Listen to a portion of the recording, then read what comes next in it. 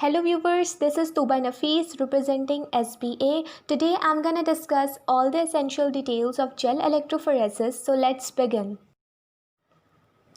Electrophoresis is composed of two words. Suffix phoresis means movement of molecules and prefix electro means we are using electricity to migrate molecules. Biomolecules migrate through a gel matrix in the presence of an applied electric field.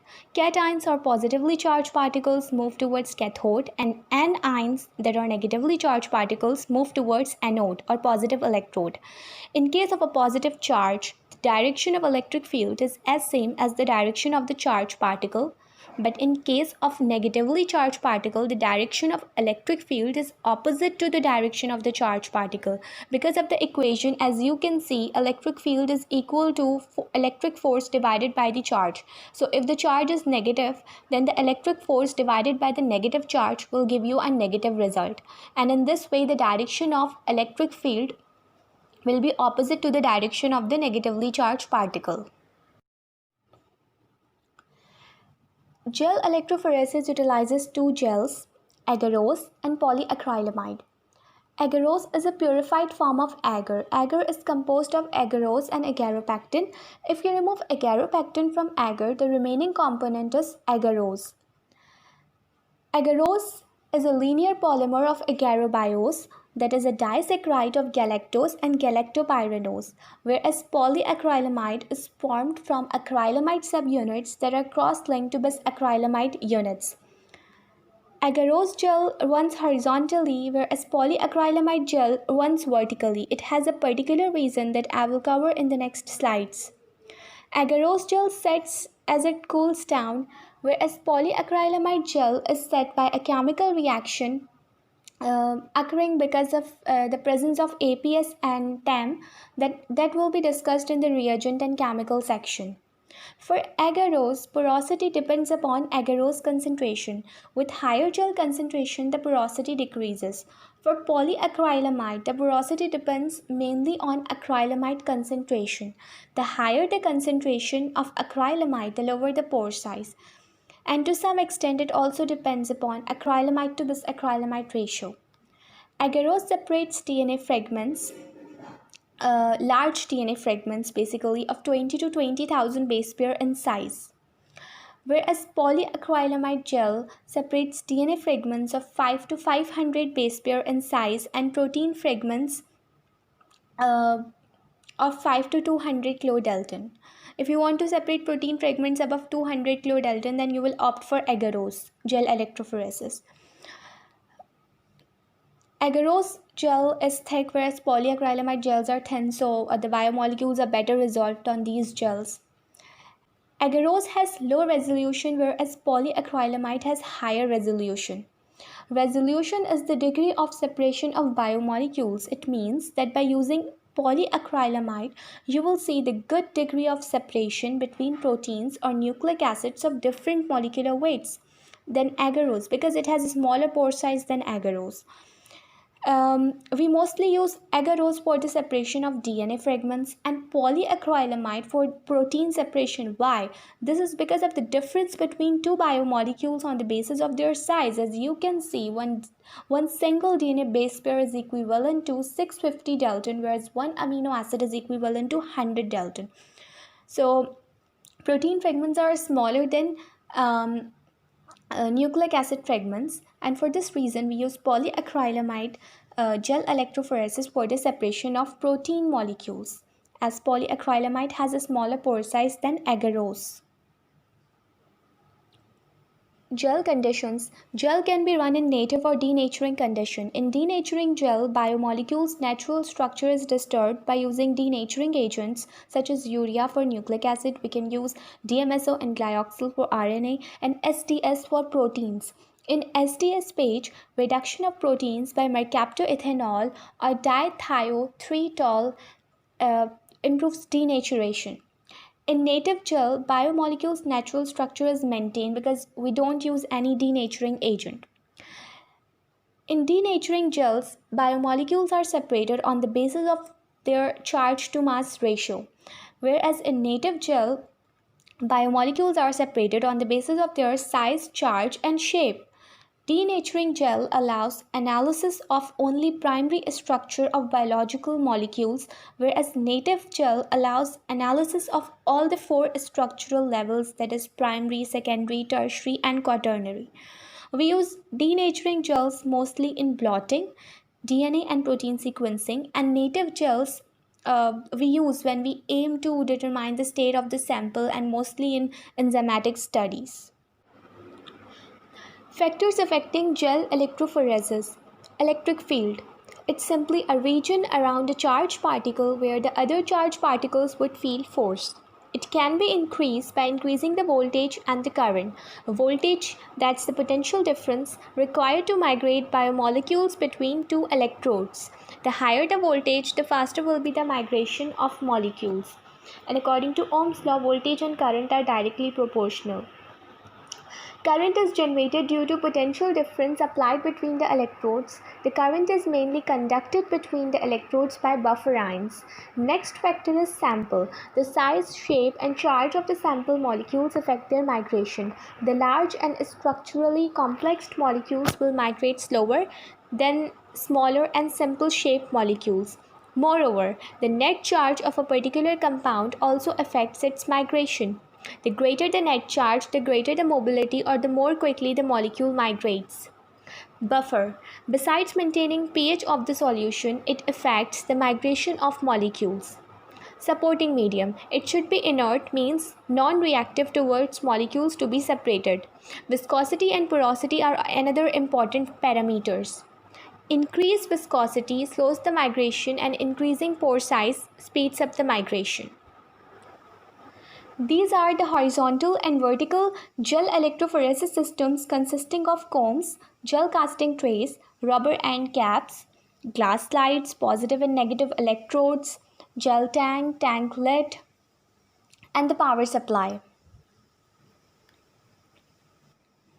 Next, I am going to discuss agarose gel electrophoresis for the separation of DNA fragments, reagents and chemicals, running buffer. We use either TAE, tris acetate, EDTA, or TBE, that is tris borate, EDTA buffer, as the running or reservoir buffer. And we use the same running buffer in the gel preparation. Let's compare these two buffers. TAE is used to separate larger fragments of DNA. TBE separates smaller fragments of DNA, usually 0.2 to 3 kb in length. TAE runs gel at lower voltage than TBE. TBE has higher buffering capacity than TAE. Higher buffering capacity means increased ionic strength that increases buffer ions. So these buffer ions form a cloud over the medium and slows the migration of molecules. TAE is preferred over TBE because borate from TBE inhibits many common enzymes and interferes with downstream applications. Moreover, TAE is cost effective than TBE. So, TAE is thought as a better choice than TBE. We usually make agarose gel at 0.5 to 2% concentration. Mix agarose powder with buffer, either TAE or TBE, in a flask and heat it. Cool down at 50 degrees when you can easily touch the flask with your hand. Eventually add ethidium bromide to a final concentration of solution. Ethidium bromide is a known mutagen, so handle it with care. Wear a lab coat, eye protection, and gloves when working with this chemical. Gel tracking dye. We use mostly bromophenol blue or xylene cyanol to track the migration of DNA molecules through the gel. There are other dyes as well, such as Orange G and Cresol Red, and the usage of all these dyes depend upon the size of fragments being separated. Xylene cyanol separates larger fragments of DNA up to 10 kilobase pair, and bromophenol separates comparatively smaller fragments of DNA of 1 kilobase pair. Ethidium bromide is a DNA staining dye. It intercalates between the bases of DNA, and because of its presence, the DNA bands appear pinkish orange under the UV transilluminator. Let's discuss the assembly of agarose gel electrophoresis. Insert the tray into the grooves of the casting dam. You can check the apparatus for leakage by pouring water in it. Insert the comb into the required position within the tray. Prepare the agarose gel as I've already discussed and pour into the tray. Any bubbles can be pushed away from the well comb or towards the sides or edges of the gel with a pipette tip. Once the gel becomes opaque, carefully remove the casting dams before placing the gel within the tank. Gently remove the comb. Solidification at room temperature takes 30 minutes. If you are in hurry, you can also place casting tray at 4 degree so it's already cold when the gel is poured into it. Pour buffer to cover the gel and fill the wells. Comb may be inserted upside down and reinserted into the tray provided convenient loading support. Red tape on the underside of the tray or on the gel tank platform helps well detection. Remove the comb and place the lid. Make sure your assembly is properly aligned and remember DNA runs towards the red, that is positive electrode.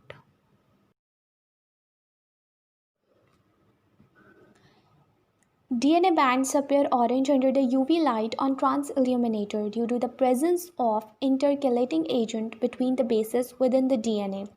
The DNA fragments are not only detected in this way but also the purity of sample, molecular weight and concentration of DNA in the bands can be determined by comparing them with the standard bands. Next, I'm going to discuss protein separation by SDS Page. SDS is an anionic detergent that denatures secondary and the non-disulfide linked tertiary structures and additionally applies a negative charge to each protein in proportion to its mass. SDS breaks non-covalent interactions within and between the protein molecules and linearize them and give equal negative charge to all the protein molecules. So on this basis, the proteins in SDS page are separated mainly on the basis of their molecular weights.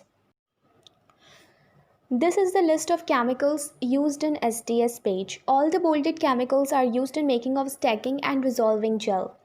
Acrylamide and bisacrylamide make the gel matrix. Trispace and HCl are used in making buffer. SDS is a denaturing agent. APS provides sulfate and APS and TAM are important in polymerization. Glycine is the important component of reservoir buffer. 2-mercaptoethanol is a reducing agent. Bromophenol blue is a tracking dye and Comasi brilliant blue is a protein staining dye. All these solutions are prepared using distilled water. Acrylamide bisacrylamide solution is prepared in the ratio of usually 30:0.8 means 30 gram acrylamide and 0.8 gram bisacrylamide. Stacking gel has lower acrylamide concentration than resolving gel. We make two different buffers for stacking and resolving gel, each having a different pH, and this difference of pH is responsible for stacking and resolving that I will cover in the next slide. SDS is a denaturing agent that I've already discussed. APS and TAMT are important in polymerization of gel. APS provides sulfate which free radicals are generated by TAMT and this aids in polymerization. Reservoir buffer, the buffer ions generate electricity. Moreover, the role of glycine is just one slide away. Sample diluting buffer. It dilutes the sample. Mercaptoethanol present in it breaks disulfide bonds between the proteins and promotes effective denaturation. Glycerol or sucrose increase the density of the medium so the sample sits easily in well. Bromophenol blue is a tracking dye. Next, staining and destaining solutions are important in protein visualization. During staining, Comasi blue dye binds the protein in the presence of acetic acid. Acetic acid helps to fix protein in the gel and methanol solubilizes the Comasi blue. In destaining solution, methanol carries away the unbound dye and thus reduces the background. Stacking gel has lower pH than resolving gel. At pH 6.8, the glycine ions from the reservoir buffer are neutral to slightly negative, and chloride ions are highly negative. Due to differences in negativities, the protein molecules are stacked between the chloride ions and the glycine ions in stacking gel. As protein molecules begin to resolve, the pH increases in the resolving gel, and at higher pH, glycine ions come ahead of protein ions. Now, protein molecules are no more stacked and will be resolved on the basis of their molecular weight. Due to stacking, protein molecules start resolving at the same time. Let's discuss the procedure for SDS page. Gather all the materials, assemble the gel casting mold, pour acrylamide solution, basically acrylamide bisacrylamide solution for the resolving gel, and overlay with water. Allow it to polymerize for 20 to 30 minutes. The role of overlaid water is important because water prevents the contact of the gel with air, as oxygen present in air can inhibit SDS page polymerization. And this is the reason for using vertical assembly for gel electrophoresis, as sandwiching the gel between two plates keep oxygen away from the gel. Once the resolving gel solidifies, remove the overlaid water, pour acrylamide bisacrylamide solution for stacking gel, and insert a comb carefully. Allow it to polymerize. Remove the comb spacer and the binder clip once the stacking gel solidifies. Place the gel in vertical assembly and fill it with running buffer. Remove bubbles by using syringe or pipette tips. Load sample into the wells carefully. Turn on the power supply and run the gel. Make sure the assembly is properly aligned and the protein bands run towards red electrode. Pour around 250 ml staining solution in a dish containing gel and leave for 15 to 20 minutes. Replace the staining solution with destaining solution and repeat this step until clear background is obtained and bands are visible. The role of the components in staining and destaining solutions have already been discussed. Applications of gel electrophoresis. It's important to analyze the results of PCR. In DNA fingerprinting, it's important to investigate the crime scene and determine the paternity. In DNA sequencing, it's important to study the structure and function of genes. In proteomics, it's used to study the structure and function of proteins. Southern and northern blotting are followed by agarose gel electrophoresis, whereas western blotting is followed by SDS page. It's important to study evolutionary relationship between the organisms by analyzing genetic similarity among populations or species.